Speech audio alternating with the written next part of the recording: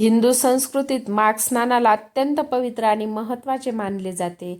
माघ महिन्यात सूर्योदयापूर्वी थंड पाण्याने स्नान केल्यास अनेक आध्यात्मिक आणि शारीरिक लाभ मिळतात. माघ स्नानाचे महत्त्व खालीलप्रमाणे. पापांपासून मुक्ती. पद्मपुराणानुसार माघ महिन्यात पवित्र नद्यांमध्ये स्नान केल्याने मानवाचे सर्व प्रकारचे ज्ञात अज्ञात पाप नष्ट होतात.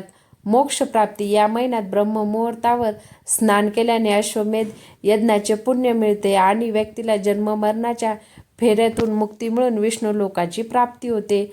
आरोग्य आणि तेज. शास्त्रानुसार माघ महिन्यात थंड पाण्याने स्नान केल्याने शरीराची रोगप्रतिकार शक्ती वाढते आणि मनाला प्रसन्नता मिळते. बुद्धी तल्लख होते आणि दिवसभर कामात उत्साह टिकून राहतो.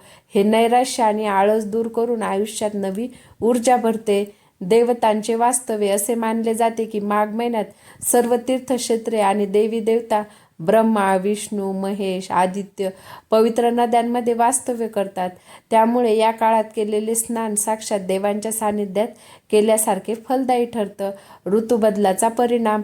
थंडी ओसरून वसंत ऋतूचे आगमन होत असताना होणाऱ्या बदलाशी जुळवून घेण्यासाठी शरीर निरोगी ठेवण्यासह हे स्नान मदत करते.